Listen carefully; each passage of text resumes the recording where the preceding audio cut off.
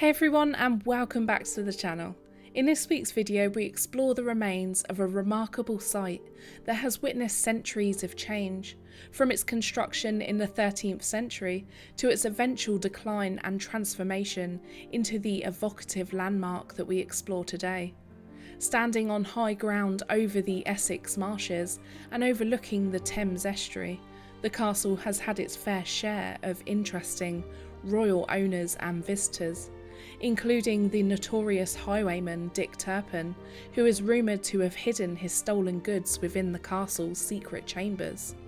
This castle must rank as one of the jewels in the historic crown of Essex, so why not join us for an explore here at Hadleigh Castle?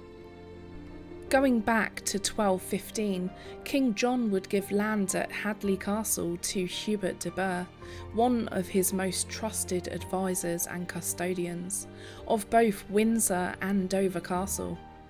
During the childhood of John's successor, Henry III, Hubert was the in effect ruler of England, and he poured money into Hadleigh Castle as a statement of his ever-growing wealth and power.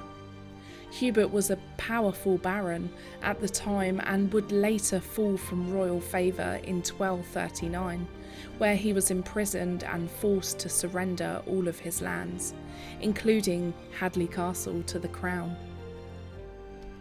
The castle remained in royal control, and Edward III would recognise the strategic importance of the geographic position Hadleigh Castle would hold. Whether that was specifically in relation to the 100 Years' War with the French or otherwise. Some historians are of the opinion that the castle served more as a retreat for the king, and its strong geographical location was purely incidental. Edward III built a twin castle of sorts in Kent called Queensborough Castle, which, along with Hadleigh, stood proudly on the Thames Estuary. Between both of those castles, they would have communicated a strong sense of power. Hadleigh Castle was built out of Kentish ragstone, cemented by mortar containing lots of seashells, mainly cockle shells, from neighbouring Camvey Island. It was ideally situated as a base for defending the Thames Estuary against the French raids during the 100 Years' War. Any potential attackers could be spotted for miles, and any oncoming attacks would have to traverse the castle's steep natural hillside to even reach the castle walls. Geologically, it was built in a very precarious position. The castle sits on an unstable spur of London clay, and over the centuries there have been numerous slippages and damages to the castle's building, beginning soon after the completion of the castle. The last major landslip was during the winter of 1969. Today, about a third of the southern side of the original castle has been lost due to slippage. Edward's claim to the French throne had led to war with France. In time, Hadleigh became a favourite retreat for the ageing king. There are excavated foundations of the most important part of the castle, which was the Great Hall. It had a serving room at the end, and beyond it a private withdrawing room.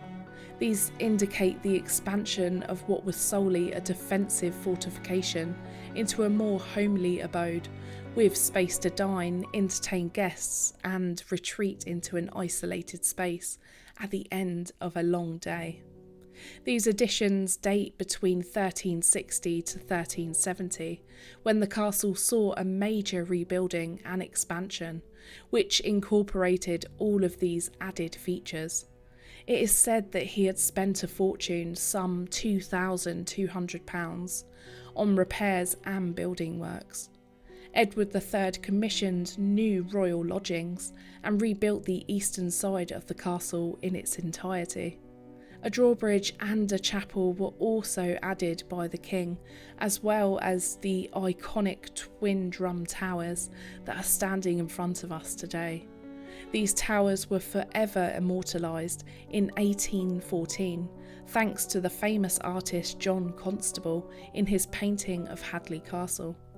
Later on in Georgian times, tacksmen would look for smugglers in these very towers. Sadly, these were to be the last glorious years of the castle, as a joint royal retreat and a defensive position.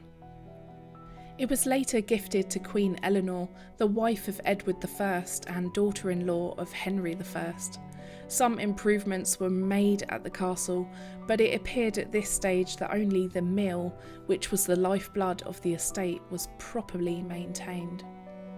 The main tower still looks very impressive, and it's extremely monumental when you peer inside. It gives a good idea of what the whole castle must have looked like in the 14th century. Although the tower sits at the edge of the descent down to the lower grounds towards the river, and the cracks are showing inside the tower, they might tell the possible future for this one substantial remaining part of the castle. It may indeed in time look like its collapsed ruined tower to its left. During the Peasants' Revolt in 1381, soldiers were garrisoned at Hadleigh. In addition, the body of the Duke of Gloucester was also kept at the castle for a night, after his murder on the orders of Richard II. A battle would take place in Billericay on the 28th of June, where the peasants would be badly defeated. Many of the leaders involved in this battle would have been from places such as Rayleigh, Benfleet and Hadleigh.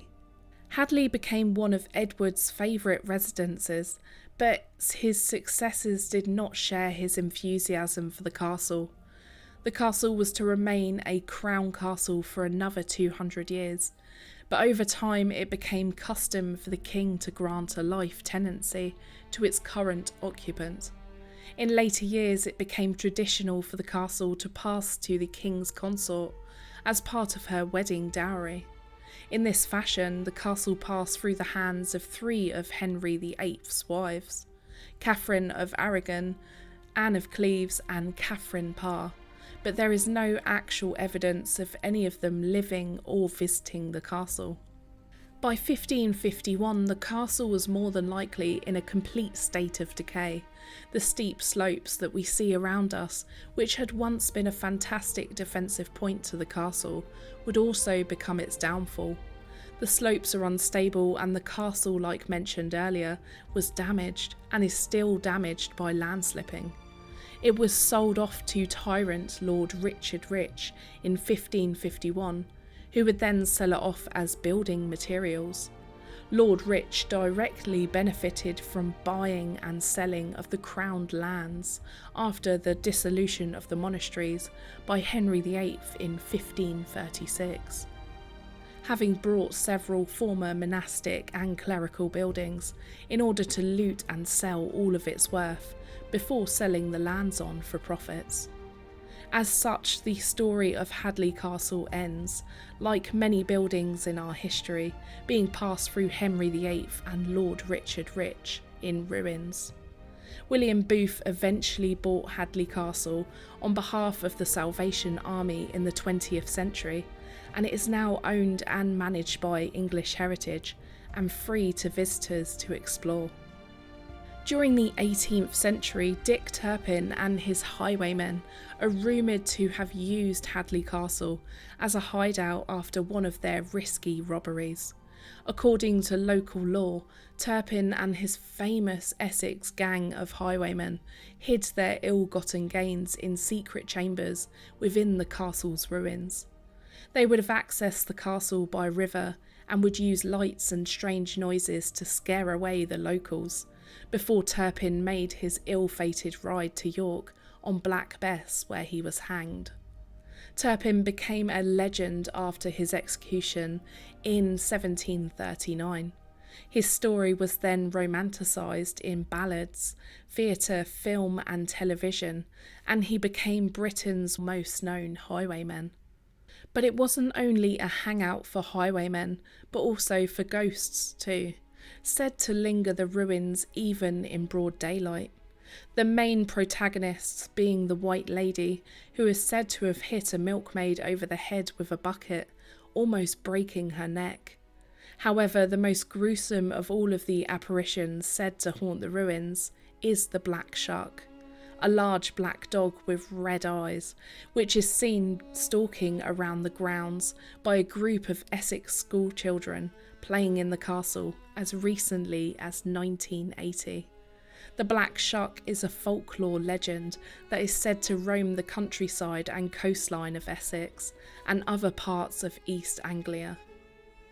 Yet Hadleigh Castle's main real claim to fame was it being the subject in a number of paintings by John Constable, an English romantic painter from the 18th century who is best known for his landscape paintings, one of which is Hadleigh Castle, displayed now in Tate Britain.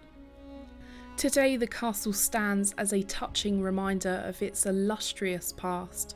The ruins, although weathered and slowly eroding to time, still evoke that sense of awe and mystery. The panoramic views of the Thames Estuary from the castle grounds are simply breathtaking, offering us a glimpse of the same vistas that captivated the king and queen centuries ago. Hadleigh Castle is known throughout Essex, its ever-present feature on the coastline, and it's a regular landmark for every commuter travelling towards London from Southend every day. The site is absolutely incredible and we had such an interesting time visiting, and know that you will too. So that's it for this week, and if you've enjoyed our trip to Hadleigh Castle, please be sure to give us a thumbs up. Click on the notification bell and hit that subscribe button. We want to say a big thank you and welcome to our newest Patreon members, Renate and Mike, for joining the channel. If you'd like to be involved, then please consider having a look in our links below. We'd also like to take the time to wish you a Merry Christmas, to those watching, to you and your families. So we'll see you in the next one. Till next time.